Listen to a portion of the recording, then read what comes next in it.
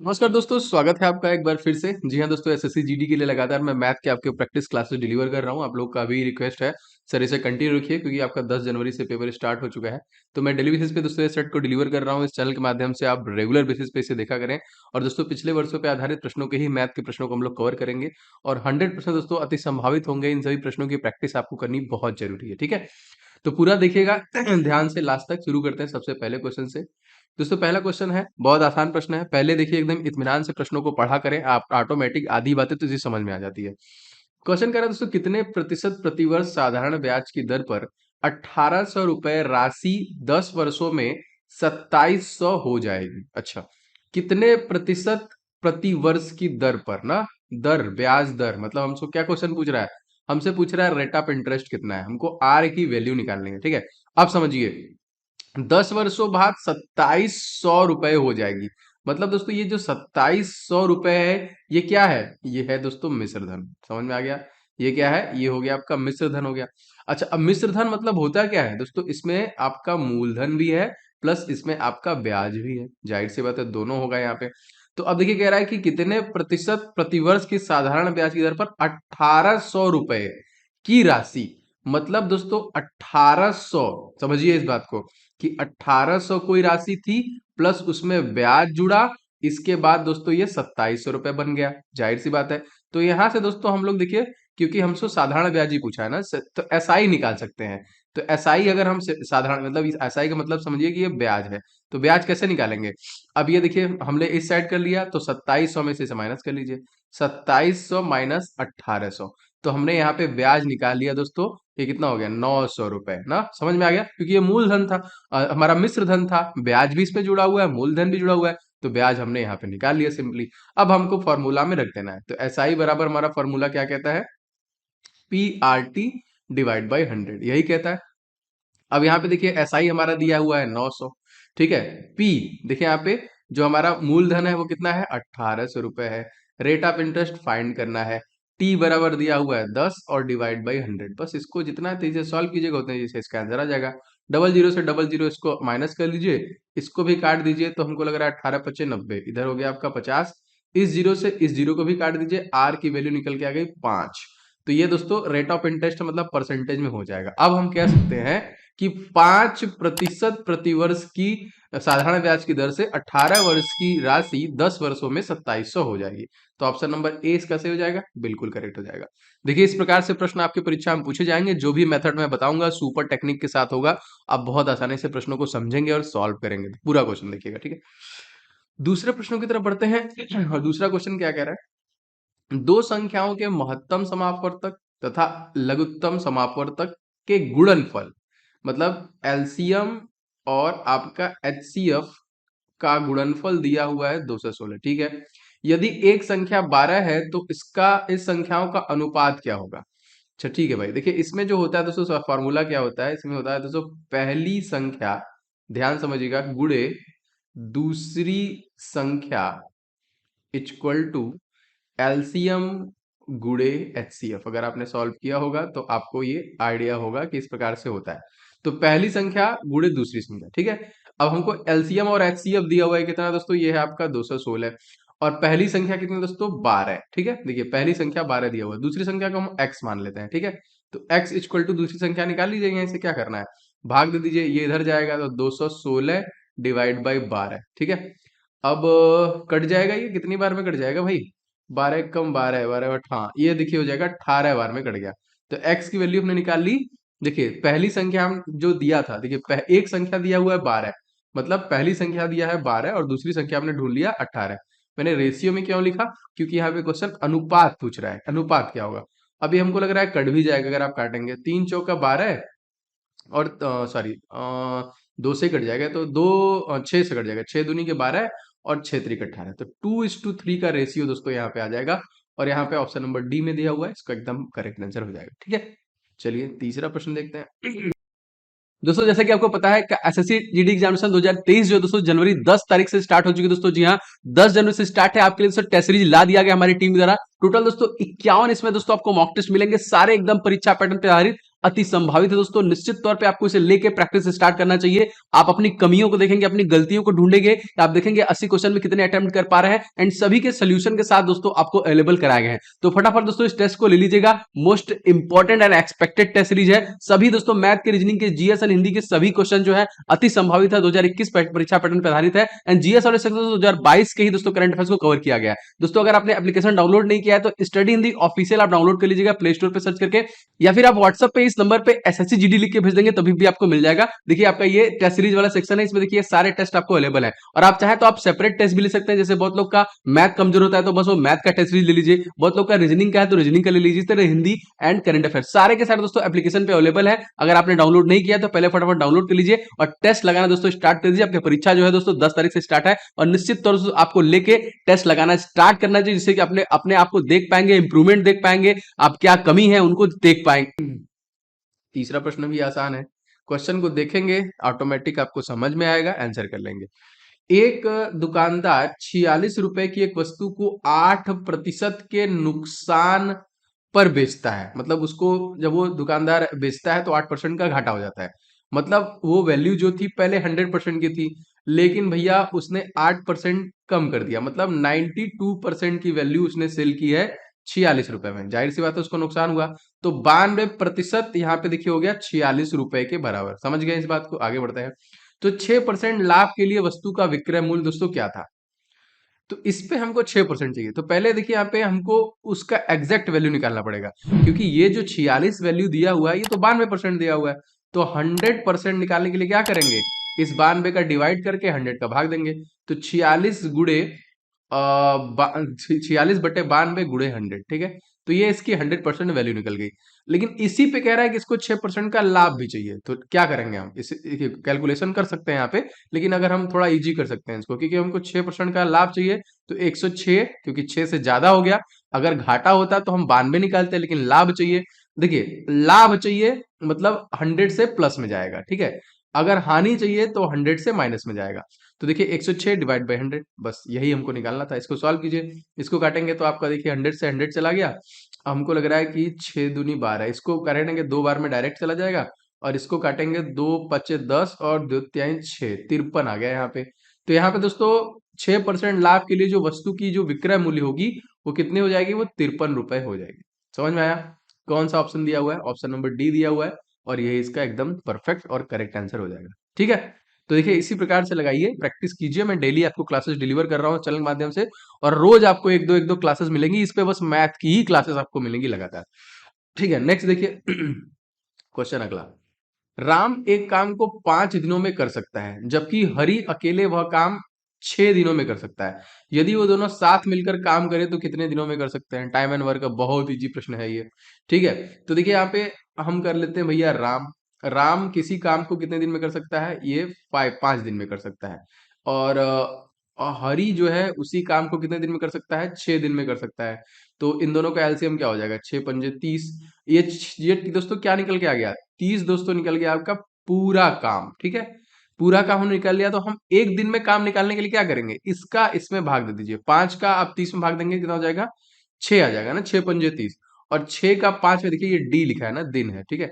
6 का 5 में देंगे तो कितना है? 6 पंजे 30। तो अगर हमसे पूछेगा कि राम एक दिन में कितना काम करता है, तो देखिए एक दिन में राम 6 काम करता है और हरि एक दिन में 5 काम करता है। समझ में आ गया? जब भाग देके हमने निकाल लिया। तो अब अगर दोनों मिल जाए तो एक दिन में कितना काम करेंगे? 11 काम करेंगे, ठीक है। क्वेश्चन क्या पूछ रहा है? कितने दिनों में पूरा करेंगे। तो अगर हम लोग टोटल काम, अगर हम लोग जो हमारा पूरा काम है, पूरा काम में एक दिन का काम जो है दोनों का अगर भाग देते तो हमको निकल जाएगा। तो पूरा काम है 30 और दोनों एक दिन में 11 काम कर रहे हैं। हमको भाग देने की जरूरत नहीं है क्योंकि हमारा आंसर इसी टाइप से दिया हुआ है। इस वजह से देखा जाए तो option number D is right. 30/11 दिन का समय उन्हें लग जाएगा उन सभी कामों को खत्म करने में। बहुत आसान, कोई दिक्कत नहीं है। टाइम एंड वर्क के और भी प्रश्न मैंने लिए हैं, धीरे धीरे मैं आगे आपको बताऊंगा। चलिए आगे देखते हैं और देखते हैं अगला प्रश्न। विशाल तथा शेखर की वर्तमान आयु का अनुपात दिया हुआ है 14:17। 6 वर्ष बाद उनकी आयु का अनुपात क्रमशः 17:20 हो जा रहा है। तो शेखर की वर्तमान आयु कितनी होगी, ठीक है। देखिए रेशियो वाले मैं जब पढ़ाऊंगा आपको टॉपिक वाइज, इसी पे पढ़ाऊंगा मैं आपको। तो बहुत आसान है ये रेशियो। देखिए अच्छा, पहले हम लोग देख लेते हैं भैया, ये हो गए आपके विशाल भाई साहब, ठीक है। और ये हो गए आपके शेखर भाई साहब। ठीक है, दोनों लोगों को मैंने यहाँ पे लिख दिया है। उनकी जो वर्तमान आयु है, प्रेजेंट की आयु का रेशियो कितना दिया हुआ है, 14:17। ठीक है, ये क्या है दोस्तों, ये इनकी वर्तमान आयु है। ठीक है, इसको ध्यान रखिएगा। 6 वर्ष के बाद इनकी आयु का अनुपात इतना हो जा रहा है, तो मतलब अगर हम कहें कि 6 वर्ष बीत गया, ठीक है, तो इनकी आयु का अनुपात हो गया 17:20, 17:20 हो गया। तो शेखर के वर्तमान आयु का अनुपात निकालना है। देखिए, अगर आप रेशियो से क्वेश्चन सॉल्व किए होंगे, आप देखिए कि क्या रेशियो के डिफरेंस बराबर हैं क्या। चलिए आइए देखते हैं। देखिए, 17 और 30 के बीच का डिफरेंस कितना है, 3 का। और 14 और 17 के बीच का डिफरेंस कितना है, 3 का। अगर दोस्तों रेशियो के बीच का डिफरेंस बराबर है, तो हम डायरेक्टली कह सकते हैं कि 3:6 वर्ष। समझ में आया। देखिए, अगर नहीं होता तो हम बराबर करते, आगे मैं बताऊंगा। अगर मान लीजिए कभी रेशियो बराबर नहीं हुआ, तो मैं आपको बराबर करना भी बताऊंगा। तो 3:6 तो हम अगर यहाँ पे एक रेशियो की वैल्यू निकाल लें, तो हम सब कुछ निकाल लेंगे। तो एक रेशियो की वैल्यू मतलब 6/3, काटेंगे इसको, 3×2=6, 2 वर्ष। एक रेशियो की वैल्यू आ गई 2 वर्ष। अब कुछ भी निकाल सकते हैं आप भूत भविष्य वर्तमान सब निकाल सकते हैं। आप 14 भी निकाल सकते हैं, 17 भी निकाल सकते हैं, कुछ भी निकाल सकते हैं। लेकिन कुछ कह रहा है शेखर की वर्तमान आयु, तो शेखर ये है और इसकी वर्तमान आयु क्या है, 17। तो अगर हम 17, रेशियो दिया हुआ है, एक रेशियो की वैल्यू कितनी है, 2, 2 से गुणा कर दीजिए, कितना आ गया, 34 वर्ष आ गया। ऑप्शन दिया हुआ है क्या, ऑप्शन दिया हुआ है सी। अगर मान लीजिए बोलता है कि शेखर की 6 वर्ष की बाद की आयु निकालिए, कोई दिक्कत नहीं है, 20 में आप 2 का भाग दे दीजिए, क्योंकि आपको रेशियो की वैल्यू बदल गए, तो कितना आ जाएगा, 40 वर्ष। तो इसी प्रकार से देखिए निकलता है प्रश्न। आगे मैं और भी प्रश्नों को लूंगा तो आपको अच्छे से समझ में आ जाएगा। ठीक है, चलिए भाई आगे बढ़ते हैं, देखते हैं अगला प्रश्न। छठा क्वेश्चन देखिए, समीना तथा सुहाना की आय का अनुपात 7:3 है। 6 वर्ष बाद उनकी आयु का अनुपात 5:3 होगा, तो इनकी आयु में अंतर आपको बताना है। एक बार फिर से अगर हम देखें उसी रेशियो के मेथड से, तो ये भी क्वेश्चन हमारा निकल जाएगा। लेकिन यहाँ पे डिफरेंस अलग होगा। चलिए इसको मैं बताता हूँ। ये मान लीजिए हो गई आपकी समीना, और ये हो गई भैया आपके सुहाना। इनकी आयु का अनुपात दिया हुआ है 7:3 का। ठीक है, 6 वर्ष बाद फिर से भैया 6 वर्ष बीत रहा है। ठीक है, उनकी आयु का अनुपात कितना हो जा रहा है, 5:3 हो जा रहा है। क्या यहाँ पे रेशियो बराबर है, जो हमने पिछला वाला मेथड अपनाया, नहीं। देखिए यहाँ पे जो है ये 2 का है, और यहाँ पे तो 0 हो गया। तो रेशियो बराबर करने के लिए क्या करेंगे, मेथड लगाइए। 7 में से 3 को अगर हम घटा लें, कितना हो जाएगा, 4 मिल जाएगा। और 5 में से हम लोग 3 को घटा लें, हमको कितना मिल जाएगा, 2 मिल जाएगा।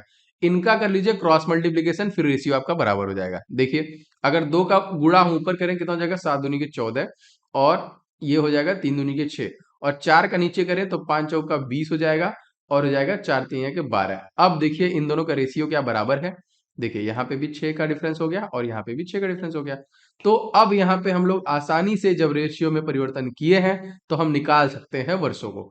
हम यहाँ पे क्या कर सकते हैं, हम यहाँ पे ये चीज, अब देखिए समझ में आ गया ये। हम एक रेशियो की वैल्यू निकालने के लिए क्या करेंगे, हम कह सकते हैं भैया कि 6:6 वर्ष, यही होगा। मतलब एक रेशियो का अगर हम यहाँ पे देखें, तो एक रेशियो = हो गया आपका 6/6, मतलब 1 वर्ष। तो ये तो भैया बहुत आसान हो गया, 1 वर्ष निकल गया। अब आप किसी का पूछिएगा, अब देखिए ये ऊपर जब आप चेंज करेंगे ना, तो आपको ऊपर वाले से मतलब नहीं रहेगा, अब आपको नीचे वाले रेशियो से मतलब, इसका इस्तेमाल मत कीजिएगा। अब आप इसका इस्तेमाल करेंगे। ठीक है, तो कैसे पूछ रहा है, इनकी आयु में अंतर पूछ रहा है, इन दोनों की आयु में डिफरेंसेस पूछ रहा है कि दोस्तों कितना हो जाएगा। तो आप चाहें तो रेशियो घटा दीजिए डायरेक्ट। अगर आप रेशियो घटा देंगे तभी भी हो जाएगा ना।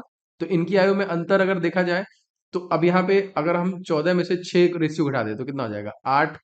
अब यहाँ पे डायरेक्टली आप गुणा कर लेंगे तभी भी आपका आंसर आ जाएगा। वैसे अगर रेशियो घटा लेंगे हम, एक ही आएगा ना, तो कोई मतलब ही नहीं है, तो 8 ही वर्ष आएगा। Option number A is right. अगर आप रखेंगे मान तभी भी, नहीं रखेंगे डायरेक्ट रेशियो घटा के, अगर 2 आया होता 2 से गुणा कर लेते, 3 आया होता 3 से गुणा कर लेते, तो हमको ऑप्शन मिल जाता। तो ए इस क्वेश्चन का करेक्ट आंसर हो जाएगा। ठीक है, चलिए भाई नेक्स्ट क्वेश्चन देखते हैं।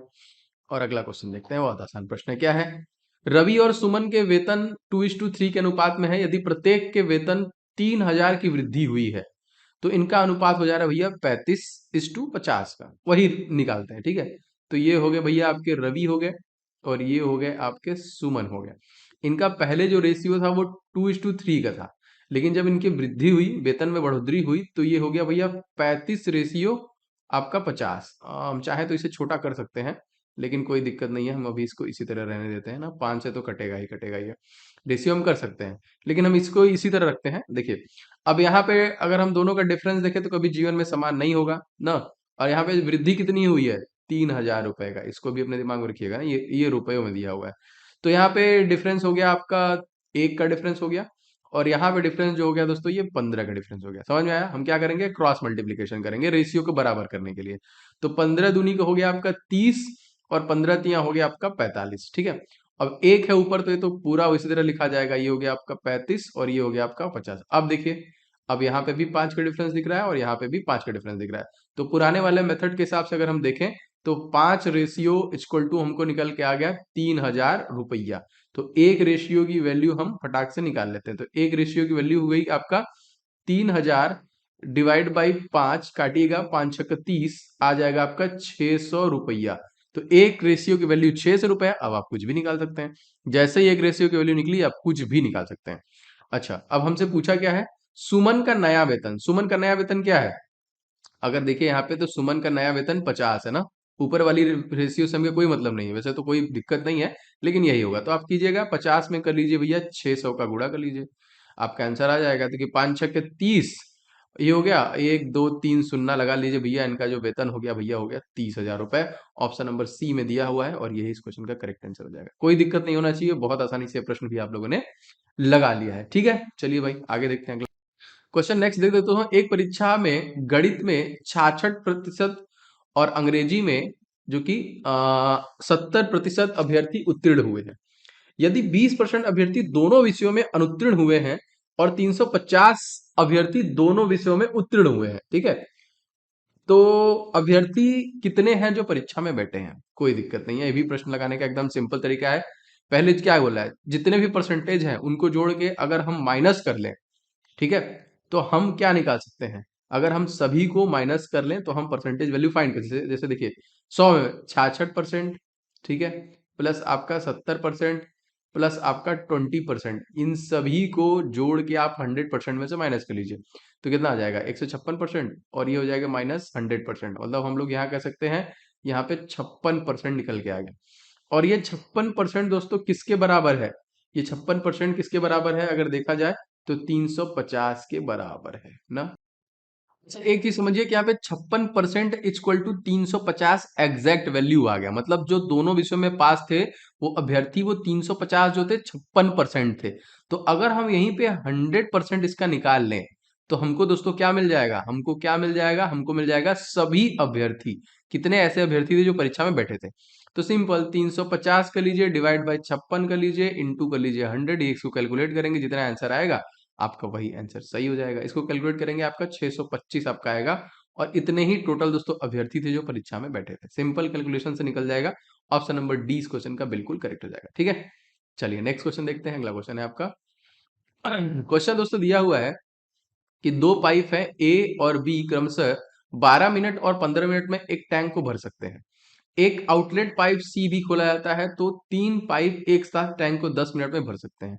सी अकेले कितने मिनट में टैंक को खाली कर सकता है, ये हमसे पूछा जा रहा है। मतलब मान लीजिए कोई टैंक है, ठीक है, इधर से ए लगा है, इधर से बी लगा है, ठीक है, लेकिन एक है जो उसको निकाल भी रहा है। मान लीजिए ये ए है, ये बी है, सी है, ये निकाल रहा है, कह रहा है तीनों को एक साथ खोल दिया जाए तो टैंक 10 मिनट में भर जाएगा। अच्छा, तो यहाँ पे सबसे पहले ए जो है दोस्तों ये टैंक को 12 मिनट में, और कह लीजिए बी जो है दोस्तों ये टैंक को 15 मिनट में, और तीनों को खोल दिया, मतलब ए प्लस बी माइनस सी, माइनस लिखा है क्योंकि ये कम कर रहा है, तो यहाँ पे 10 मिनट लग रहा है यहाँ पे। अच्छा, इन तीनों का रेशियो अगर हम निकालेंगे तुमको क्या मिलेगा, 60 मिल जाएगा। ठीक है, तो ये 60 आपका निकल गया।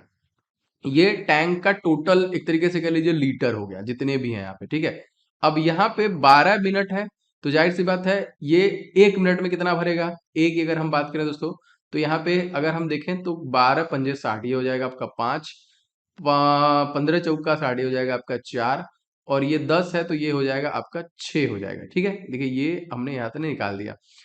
अब यहाँ पे कह रहा है सी अकेले पता करने के लिए, अब इसी से देखिए हम सी को फाइंड कर सकते हैं। ए प्लस बी माइनस सी है ना, यहाँ पे ये हो गया आपका 6, यहाँ पे देखिए ये आपका 6 हो गया, जाहिर सी बात है एक मिनट में। इन दोनों का कितना है, तो ये कितना है 5, और ये है आपका 4 माइनस सी इक्वल टू 6 दिया हुआ है। तो ये कह रहा है कि अगर 9 में से हम कितना घटाएंगे हमको 6 मिल जाएगा ना, यही बात बोल रहा है। 9 में से हम कितना घटाएं सी, तो अगर हम देखें 9 में से अगर हम 3 घटा दें तो 6 मिल जाएगा। तो सी की वैल्यू भी निकल गई दोस्तों 6। मतलब यहाँ पे आसानी से निकल गया 3। अब यहाँ पे देखिए हम क्या करेंगे, 1 मिनट में हम निकालने के लिए क्या करेंगे, 60 जो है दोस्तों इसमें हम भाग दे देंगे। देखिए 60 लीटर है ये, और ये कितना लीटर खाली कर रहा है, 3 लीटर खाली कर रहा है। भाग दे देंगे तो कितना हो जाएगा 20। तो 20 मिनट का दोस्तों उसको समय लग जाएगा सी को अकेले इस पर्टिकुलर टैंक को खाली करने के लिए। तो टाइम एंड वर्क वाला जो कॉन्सेप्ट है उसी से भी दोस्तों ये सॉल्व हो जाएगा आपका, कोई दिक्कत नहीं है। ठीक है, ये नीचे हमको लग रहा है इसका आप लोग को नहीं दिखा ना, तो ये इसके ऊपर जो लाइन थी वो थी 9 माइनस सी इक्वल टू 6, यही यही मैं आपको बता रहा था। ठीक है, जैसे इसी से हमने इसको फाइंड किया है। तो बस इसी टाइप से आप क्वेश्चन को सॉल्व कीजिएगा तो आपको सारा क्वेश्चन लग जाएगा। इसकी प्रैक्टिस सेट मैं लगातार आपके लिए लाता रहूंगा। उम्मीद करता हूँ सेशन पसंद आया होगा। पसंद आया होगा तो लाइक जरूर कीजिएगा, शेयर कीजिएगा। इन चैनल पर नए हैं तो सब्सक्राइब करके बेल बटन को जरूर से दबा लीजिएगा। मिलेंगे नेक्स्ट वीडियो में। जय हिंद।